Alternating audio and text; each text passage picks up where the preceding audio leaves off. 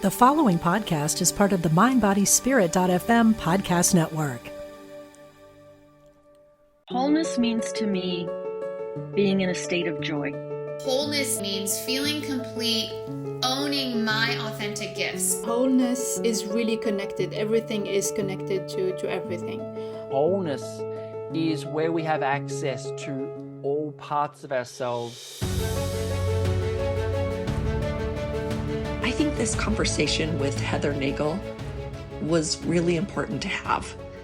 Our goal was to talk about Strong September. She's very much into movement, into health and fitness, into redefining what that means, and the mindset that needs to go along with it.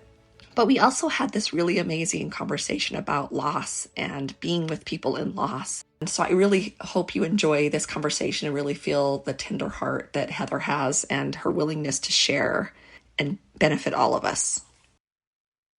Being a millennial woman, I started fighting my body when I was 19 years old. And I walked into my first Weight Watchers meeting, probably actually like underweight. But I was in college, and my lifestyle had changed. I had gone from, I was a swimmer in high school and was moving all the time, and so my calorie intake didn't really change. I wasn't really super knowledgeable about really any of that. I didn't look at that high school swimming as fitness. It's really funny now to see how that actually has really influenced a lot for me, but, I don't know. My journey with fitness, I guess my current journey with fitness really started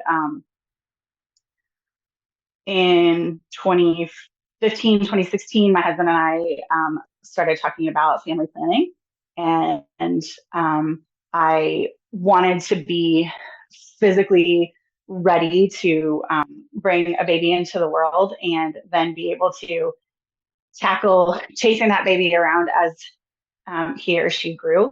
And so I actually got started with Beachbody at that point in time, and was with Beachbody for probably 6 years after that. I think they have a really great online fitness platform that a person with ADHD, they are always coming out with new programs. It's easy to follow. There's not a lot of decision fatigue that goes along with it. And so it was a really, really good platform for me at the time. And then I got pregnant in 2017, and my pregnancy was super great. I actually wasn't very, I guess you could say, intentionally active during that point in time. I wasn't lifting weights. I did a lot of walking, but a lot of what I focused on when I was pregnant was really more my nutrition. And then when I was 37 weeks pregnant, we lost my son, and that obviously completely changed my world. And I almost immediately wanted to get back into moving my body because I was looking for an outlet for my emotions. And so as soon as I was released for movement, I was back into I was back into lifting heavy weights. I was back into immediate hit cardio. I like any intense workout that I could possibly do. And lost, I don't know, within the first week that I got back, I lost 6 pounds. Wow. That week. And at the time I was I was getting all this praise and everything. Oh, that's so awesome. You're doing so good. You're getting back to that pre-pregnancy body. And I was soaking up that praise because I needed something that felt positive. Mm-hmm. And now I look at that very differently. I'm like, why did no one look at me and say, maybe you should rest? Yeah. Maybe this is not the type of movement that you should be doing right now. Just because you've been released to movement doesn't mean that your body is ready to lift heavy weights, to do this really intense cardio. That's a lot of weight. 6 pounds is a lot of weight. Mm-hmm. Too much. And Yeah. yeah, so I actually, and almost immediately, like I don't know, I worked out for probably 3 weeks at that point in time. And then I stopped for a while because I just couldn't bring myself to keep moving. And went through a lot of mental work at that point in time. And was, trying to learn to be okay in the after. And I was moving sporadically, but nothing consistently. And then we got about a year out from my son being born, and my husband and I were diagnosed with secondary infertility. And the reproductive endocrinologist that I was working with wanted me to lose weight. He felt like taking off 15 pounds would make a difference in my fertility levels. And so I jumped into a new program, got committed.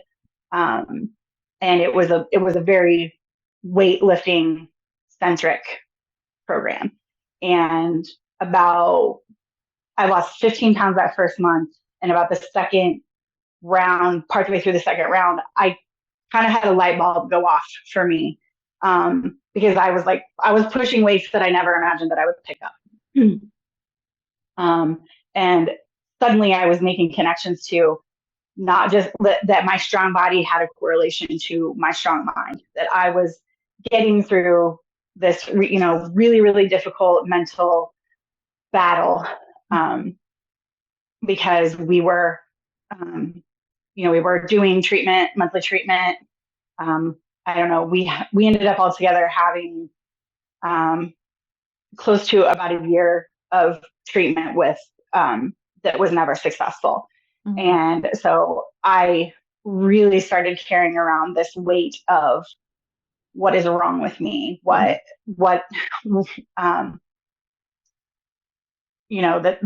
I was the cause of whatever was, happening between us, because our diagnosis is unexplained, which is a super fun diagnosis. Super. Yeah. Rough.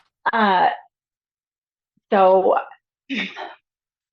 but there was something like sitting in the back of my mind that was like, but I can pick up these really heavy weights. Like, you're doing this really cool thing. And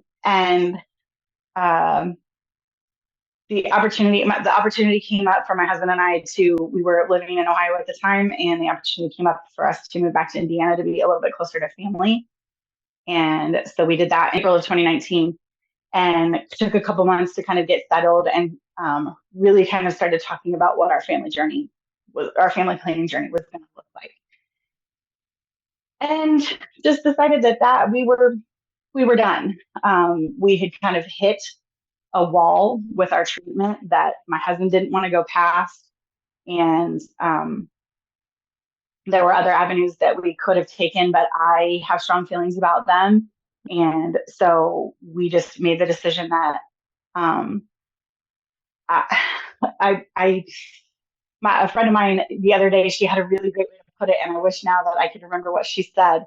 But basically, we've embraced our family of two.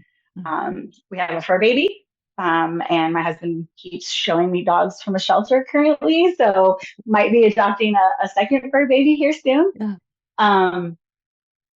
But through all of that, that again, when we made that decision, I hit a wall, because I was only ever supposed to be a mom, and it completely shattered my identity. Yeah. But I was super lucky in that I was working for a company who paid for a gym membership for us as a company. And so one of the girls that I made friends with, she went to the gym every day at 2:00, and she asked me if I wanted to start going with her. And so I did. And I've not really looked back since. My consistency journey has looked different through different stages. As we've moved away from Indianapolis, as we bought a house last summer, different stages look different. My current routine is different than I was, different than the place that I was at 5 years ago.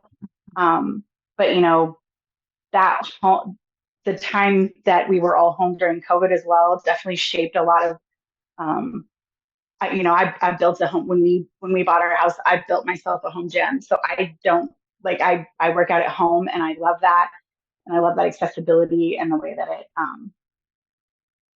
the just it removes a lot of barriers for me. Right. I don't have to leave the house. I don't have to leave the house to move. So that's been super great. So so all of that to say, all of those different things along the way have definitely influenced my philosophies and beliefs, and just in general the way that I look at the world. I think that every person is different. I think that every person's fitness journey should be different and tailored to them, and individual to each person. I think that each person's success looks different. Can look different for what their goals are looking, or what goals they're looking to achieve. I think that, but the biggest thing is I think that fitness is a feeling and not an appearance thing. And my biggest philosophy is that you do not have to move your body as a means to change the way. And I am an aspiring personal trainer, and my ideal clientele down the road would be people who are looking to have a relationship with fitness, who want to learn about how to move in the correct ways and things like that, without necessarily having the goal of Right. of losing weight or getting smaller. Right. Yeah, that reminds me of, I was a photographer for a little bit. I loved photography, and I would take pictures, but as soon as people wanted, I wanted to do artistic things, and then as soon as they wanted to they're like, I want you to stare at the mirror, and and I was like, I can't do that. I wanted it to be more authentic, more artistic, I think. And I think your way is the way it really should be. It's really too bad that that's not the way it is for everybody, that it's not like our real I don't deny that, like if you have aesthetic goals, if you right. I am absolutely obsessed with the Olympics going on right now. Those are, like, when you talk about peak fitness, those are, those elite athletes. I just want people to recognize that you don't necessarily have to go out and work out like you're trying to be an elite athlete. Like that doesn't have to be there for everybody. Like my current routine literally looks like I walk 5 days a week. I am lifting 2 to 3 days a week, depending on my schedule. I try to get in mobility 1 or 2 times a week. And then my Saturdays and Sundays are spending time outside, working on our forever home. We're constantly on the tractor and the lawnmower and picking up sticks, and all, I'm moving in that functional way. Yeah.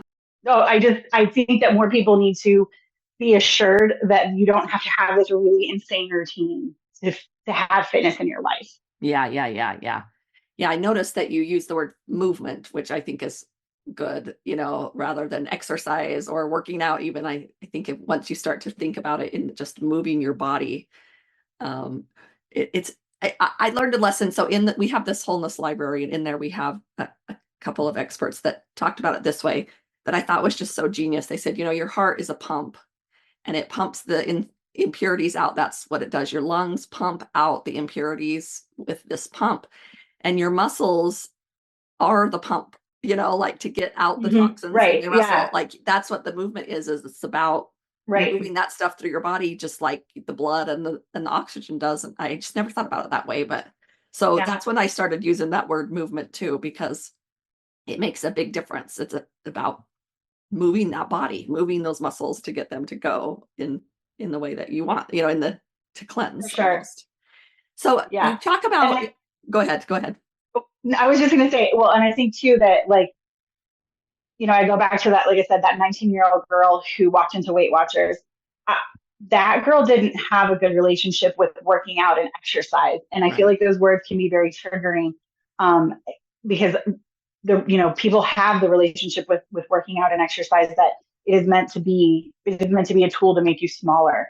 And so I think that using the word movement is, it opens that up a little bit. Yes, for sure. I agree. I think I have that 19-year-old self too. It's rough. It's rough. It's rough. It is, sure. On your bio, you talk about physical and mental wellness combined. Like that's something that you say you have an emphasis on finding and building your mental strength through physical challenges. So tell me more about what you mean by that. Building your So, mental strength through physical challenges. so when you're weightlifting, you know, a lot of times the goal is to lift until failure. And when you're getting closer to that point, your mind starts sending you signals that are like, this is really heavy. I don't want to do this anymore. Put this down. This is like, and your muscles start to, as the lactic acid builds up in your muscles, and you get that really like, ooh, that burn feeling starts coming in, and you're shaking, and you're like, I don't think I can do this. It's in those moments when you can be mindful and say to yourself, I've got one more. You can do this. Keep pushing. Let's go. And you start that, that having that mindful practice and pushing yourself to reach those new goals, then I think that starts to translate into recognizing your mental resilience. You know, I think that when I was going through, after my son was born and when we were going through infertility, you know, people used to tell me all the time, well, you're so strong. You're so strong.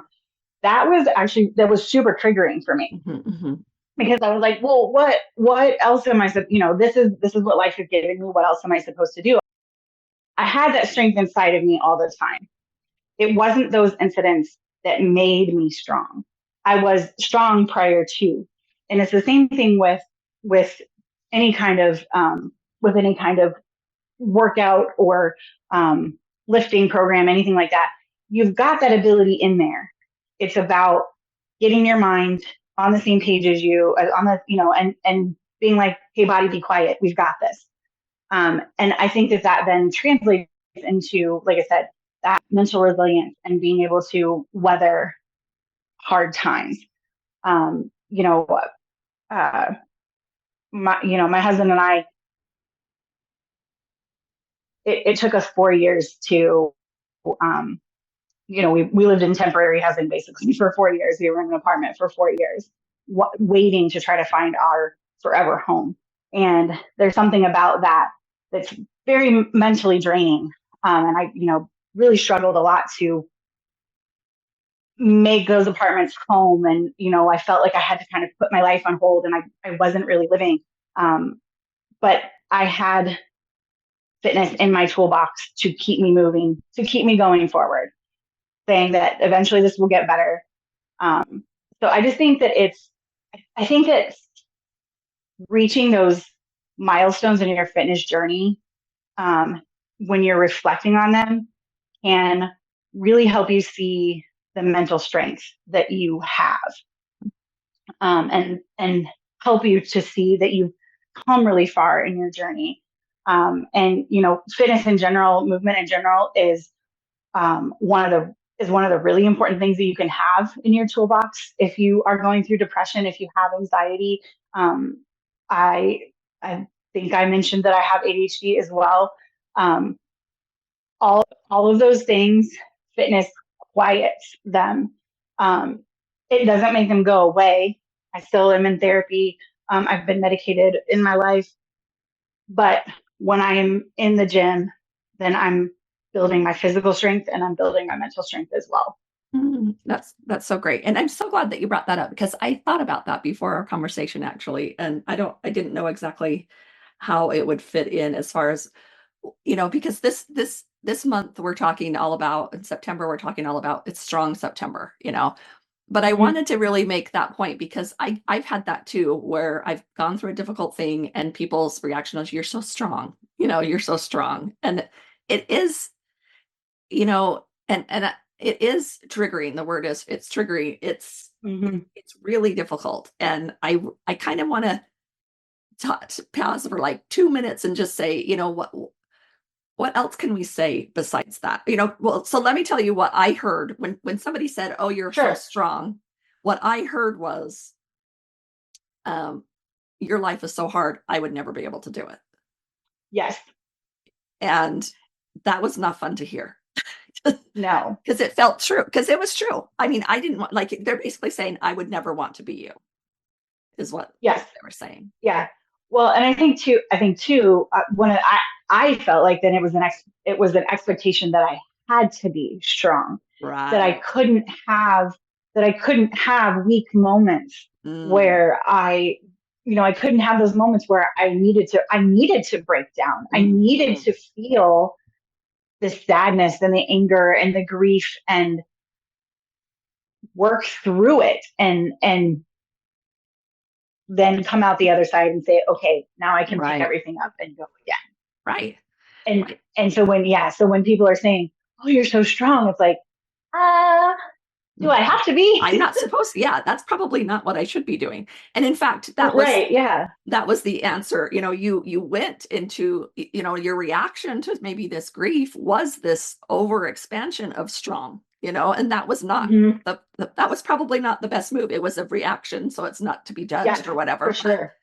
But that was that was our system's way of saying, like I need to get some control back, or it's not even words, right? It's not even words. So it's hard to put it into story, but that's the real thing, and the real part of it is falling on the ground and crying. The real part of it is it's really being mean sometimes. Like that's that fight response of the trauma response is like when you're snappy or mean. You know what I mean? Like, and those might show up in those different times, and none of that has to do with like strength. I don't know, I mean, it's just such a parallel, because you are so good at physical, like understanding physical strength as far as, but it shouldn't be the same. They shouldn't even be in the same category. It's a totally different thing.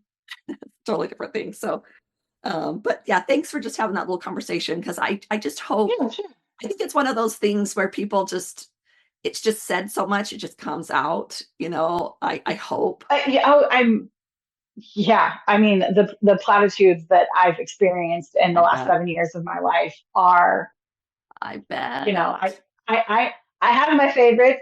I have, and anytime anybody asks me, and I get approached a lot now, like, well, I have a friend who is going through this, like, what do I say? And I'm like, well, avoid these things, but then speak from your heart. Yeah. Don't try to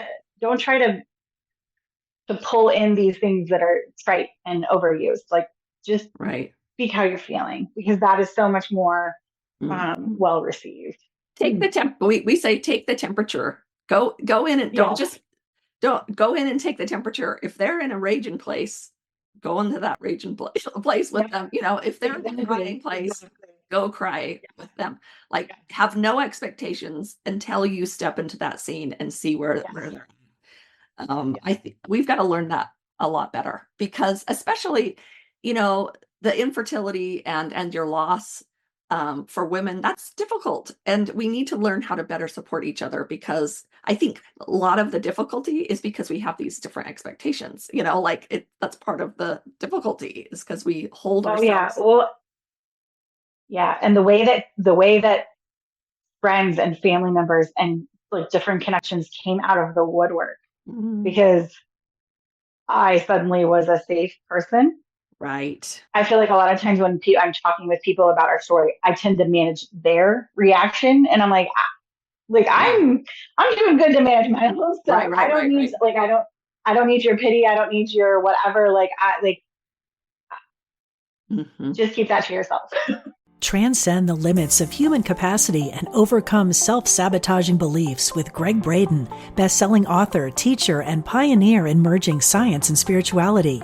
The Pure Human Breakthrough Retreat is happening October 18th to 21st in beautiful Nanaimo, Vancouver Island.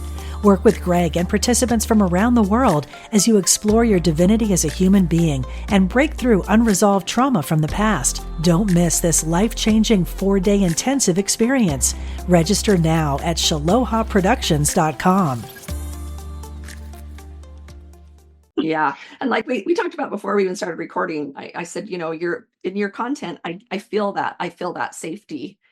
And I really appreciate that. I'm getting in the stage of my life where If somebody tells me they're in therapy, I'm like, you're my kind of people. Right? Like, oh, okay, we can be friends We can be then. friends. Yes. It be opposite, like, oh man, they got issues, but it is the opposite. No, I like, It's my people. I'm like, no, bring me the people with issues. Those are my people. Yes, agreed. So we can be our people, because Yeah. I totally get what you're saying. I get what you're saying. So how would you say we can better show up for specifically just in your own case with those with loss, first of all, and infertility? How did those feel differently for you in the first place? If you could, I know it sounds like a simple question, but sometimes we just hop over that, and to kind of slow it down Yeah, into the sure. difference between Sure. those two. Just Um, your opinion or your experience. yeah, sure. So, so my loss happened prior to us having any idea that we had any issues with infertility. Right. We actually got pregnant. We actually got pregnant very, very easily.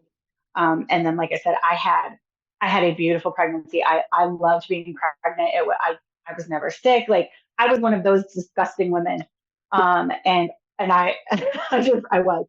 Um, and so then I think, so when my son was born, then like, I was bombarded with flowers, and I hated them. And of Mm. course, I didn't, this is going to be obviously very different for every person, but I hated the Right. flowers. Every time the flowers showed up, I wanted to just throw them in the trash. Mm. But I think the biggest thing with loss is, don't say to a person, how can I help you? Mm. Say, I can help you by doing X, Y, Z. Which of these do you want me to do? Which would be Right. most helpful? Because or just showing up and doing. Mhm. Like, one of the best things I think that my husband and I kind of received afterwards was one of his aunts and uncles got us a HelloFresh kit, Nice. and that it not only did it feed us, but Mhm. it was something that we had to prep and prepare together. So it allowed us to have that time together Mhm. to fuel our bodies, because we were definitely in a place where neither one of us really wanted to eat much. Right. And we didn't have to think about it. They chose our options for the week, and it just showed up at our door. How nice. And then, and two, there was a period of time where we really didn't want to see people. Mhm. So it allowed us to have that space where we could just be us, Mhm. um, and support each other in the way that made the most sense for us.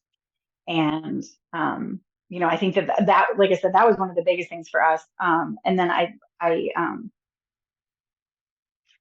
so just having that, like, concrete, here's what I can do for you, I think is Mhm. so much more powerful than what can I do for you, because then that puts a lot of pressure on me to be like, well, I don't Right. know what their schedule is like, I don't know what they've got going on, I'm just going to tell them I'm fine. Plus, I don't Mhm. really want to talk about it anyways, so, and I don't want them showing up at my door maybe. um Totally. but then with infertility, I feel like it's almost the opposite, really. Mm. I um the advice, the first Mm. thing that people want to do with infertility is, well, my brother's cousins, sisters, whatever, did this, and it's like, great. Mhm. I have Mhm. no idea why, like, I have no Mhm. idea what their diagnosis is and how that relates to me, and if, Right. like, or the amount of times that I was told that, well, just go on vacation and get drunk, it'll happen. Like, Mm. so not helpful. Mhm. Just like, unsolicited advice with infertility is just like, please don't. Don't. Please do not do that. Yes. And like I said, there were, when it would come time every single month, to, am I pregnant? Am I not pregnant? And I just needed a couple of days to not be with people, and to process the loss of that month, because I've never had other than my son, I've never had a positive pregnancy test. I've never had a chemical pregnancy. I've never had a miscarriage. I've been pregnant once in my entire life. Mhm. Um, but it was like I was losing a baby every single month when I Right. didn't get pregnant again. Yep. I've been there too. You I've know, done and that then too. we got when we got further into our treatment, we were doing IUI, and you know, so during that time, my reproductive endocrinologist was identifying follicles and things like that, and so then we were getting attached to eggs, and you know, 1 month I had 3 follicles, and we called them Huey, Dewey, and Louie. You know, so we when we see things in threes now, it's Huey, Dewey, and Louie. You know, because you become attached to that, and then you know. But I think that's something that people don't really understand. Is like it wasn't like I was really losing a baby every month, but Right. in my heart, it felt like that. You know, Yeah. you know, and I was losing all those possibilities of being pregnant again, and I went through it every 4 weeks, Yeah. and Yeah. in You just between waste. time, I'm just Yeah. You feel like you're just wasting. You're like, well, that was a waste of a yeah, life. yeah, and in It's between rough. time, you know, I'm trying to pick up and live my life, but we're also, you know, Right. You're I kind of have out to of have, body. you know, I Yeah. have to have 2 ultrasounds. I have 2 ultrasounds a month. I have to, you know, I have to go see my reproductive endocrinologist. You know, we have to provide samples. We have to have blood work. We like, so It's a I was having part-time doctor's job. appointments Yeah. completely, you know, Yeah. and so I think that like in those off times in the month, you know, just holding space is a big deal. Like, don't Mm. necessarily ask, but, you know, sit in silence with somebody, let them, you know, Yes. offer to share what they're willing to share. Um, and you know, like, you know, one of my never ask, well, whose fault is it? Because Right. there is no fault. Right. There is no Right. fault. It's just Right. something just doesn't quite connect, you know? Right. Right. But I don't know if Yeah. that really answered your question, but Yeah. that's kind of I really appreciate you being vulnerable to that, because I feel like those are very lonely places to be, and to have someone that's saying it out loud. I just want to reach out to those that have that in their life, oh yeah. because because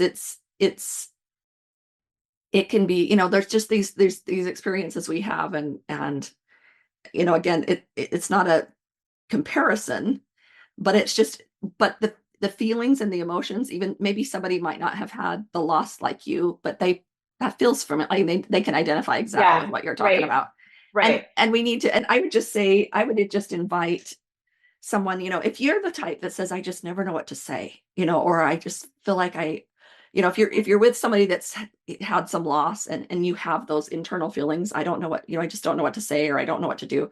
I just invite you, not you, Heather, but or anyone Yeah. listening.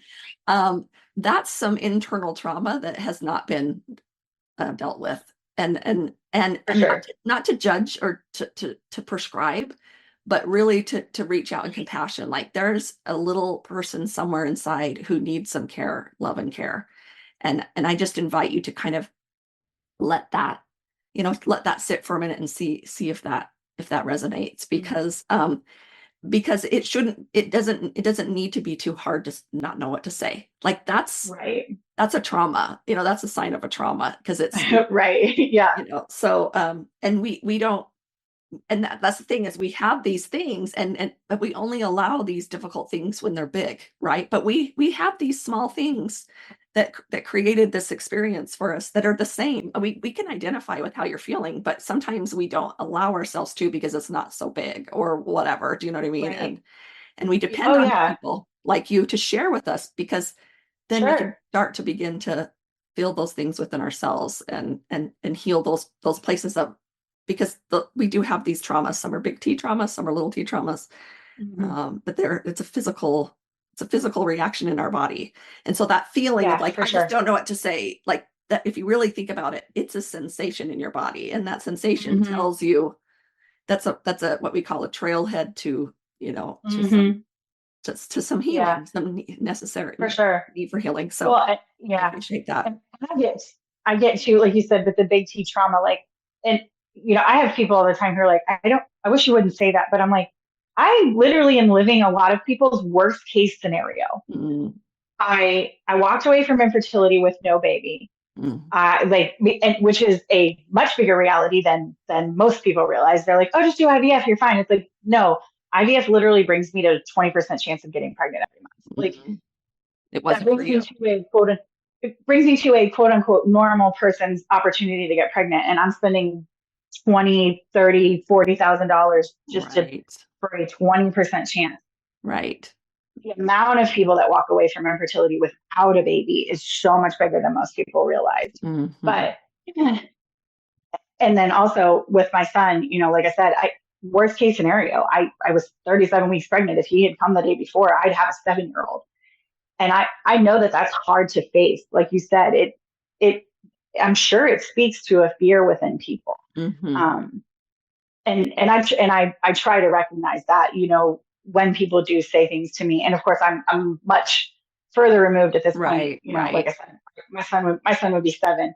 And so when people learn of it, I let them say their thing. And if it's whatever, I'm like, yeah, whatever. Like, you got to go deal with you. I can't handle your stuff for you. Yeah. Yep. Yep. Yep. Yep. Yeah. It's like a sacred walk that's you don't want to do again.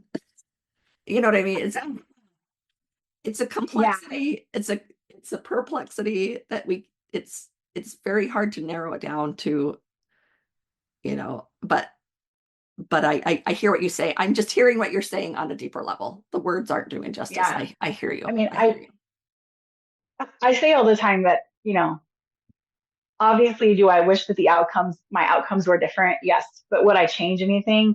No, because I'm still Lincoln's mom. I just mother him in a slightly different way. Mhm. And, and I know different people, I know different people in the lost world feel differently about that. Mhm. But for me, I still mother my son. Yep. Like I said, in different ways. Mm. I wouldn't change being his mom. Yeah.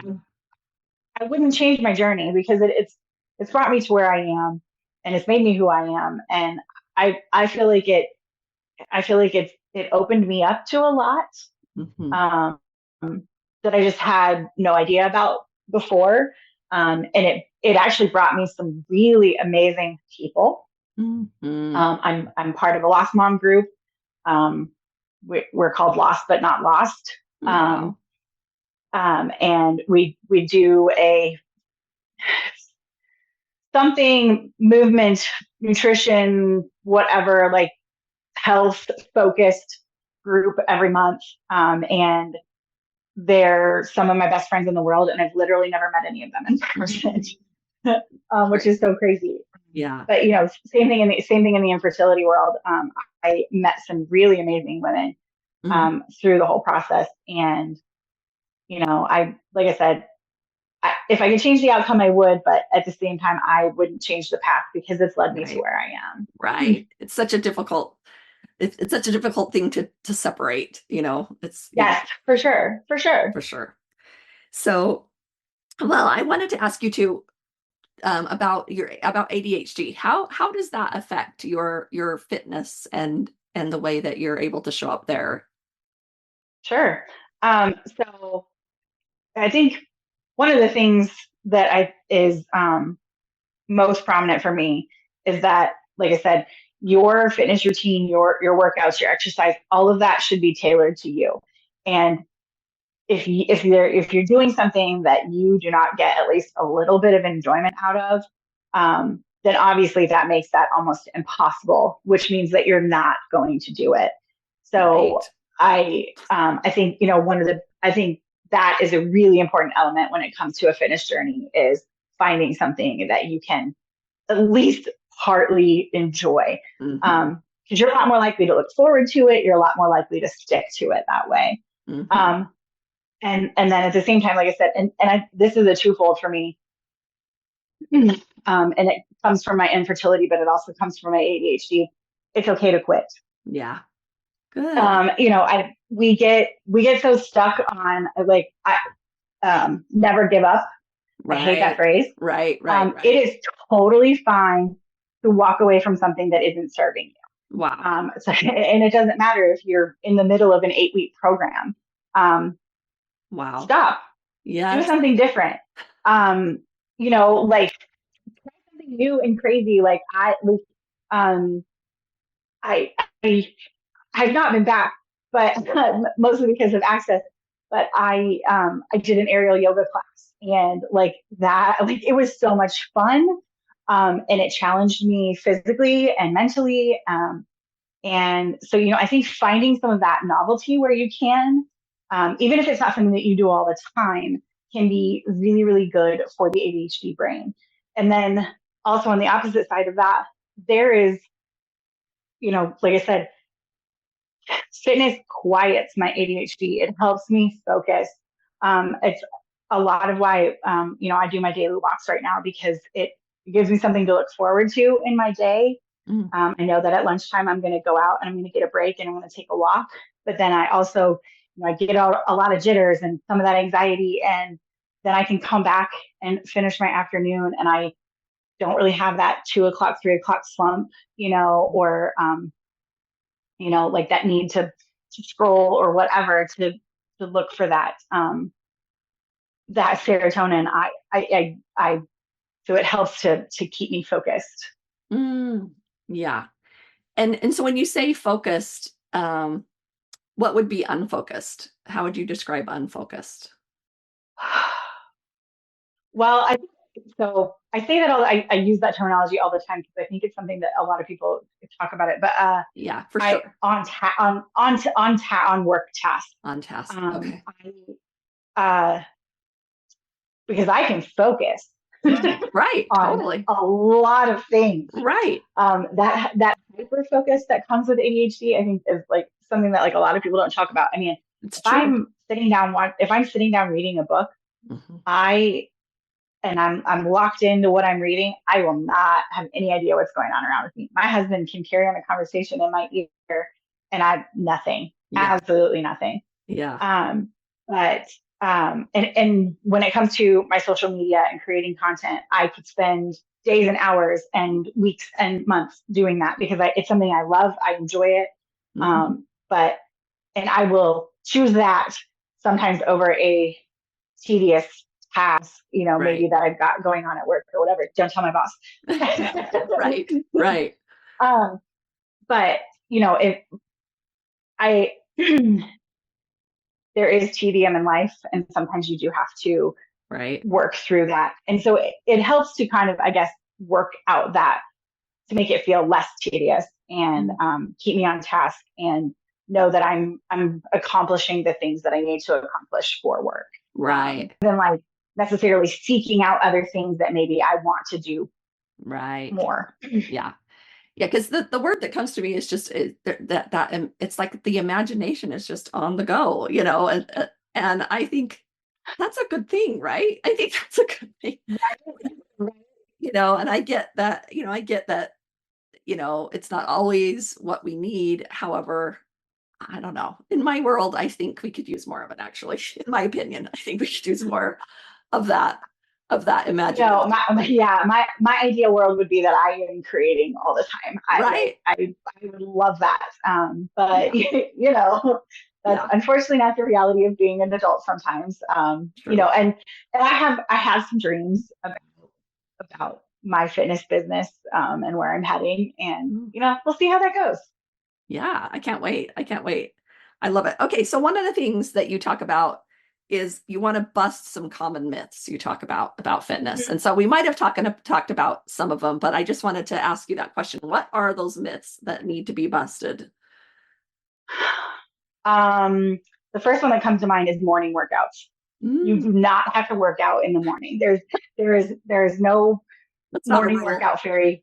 There's no morning workout fairy that is going to come in and it's going to just be that much better. I know my rhythms and my schedules, and my morning workouts, if I ever have to do that, are 10 times worse in output than anything that I'm doing during my regular scheduled afternoon time. So I think it's, and kind of to expand on that, going along with that, it's about finding the time that works in your schedule. That's really important. I think a morning routine is really good, but I don't think it has to include a work, especially if you are a parent, if you do work outside the home, or maybe you're caring for an elderly parent or a relative or a friend, or, it leads into my next one. we don't all have the same 24 hours of the day. Right. We all have different responsibilities and demands on our time. And to say that a person can just, oh, we'll just carve out an hour somewhere. It's like, I think that doesn't work for most people. So I say even finding, there was kind of a trend for a while on Instagram about workout snacks. You not necessarily eating a cookie while you work out. I mean, you can if you want to, but that's not what I'm going for. It's that works. Finding just like those like 5-10 minute breaks and getting in some movement, getting your heart rate up. If maybe that works better for you and you can do that like 3 times a day. Well, 10 minutes 3 times a day equals a 30-minute movement session. So I think, like I said, I think my biggest one is just that it doesn't require this really insane, what's the right way to put it? Like, structured routine. Your routine can be individualized to you. Yes, I love that. Like, and again, back to the mindset. I mean, if you can be okay in your body, that what works for you is okay. I mean, that's what you really need, right? You need that the feeling inside to be like, this is what works for me. And I feel that, and that's just a matter of fact versus, is that right? You know what I mean? Like, is that okay? Right. Exactly. Permission to be yourself. Yes. Like, we don't need that permission. We are, whether we like it or not, and so to work with it. And it's like you say, it's like, if there needs to be a piece of, I can do that, like where it's a little bit exciting and versus like, I've got to do that. What's wrong with me? Like that is just, that sends the mindset all over the place, and so that's what I like about your work is that you're very mindful of both of those avenues, the mindset and the the understanding the movement. It's like falling up. I think another myth for me is that, and it kind of goes along with kind of what we're talking about towards the end, is like the way that movement looks or how you define movement. Yes, like if you want to prevent disease and have the best, healthy life, you should be getting, I can't remember. I think it's 300 minutes a week of moderate exercise. So that's going to include cardio. That should include weightlifting of some sort. But if that's not what you're into, it can be walking around your yard and picking up sticks. It can be, adding a little bit of intensity when you clean your house, because those things are going to raise your heart rate. It's, fitness doesn't have to be in a commercial gym somewhere with lots of weight racks, and you don't have to run on the treadmill for an hour at a time and then go spend 3 hours lifting weights. You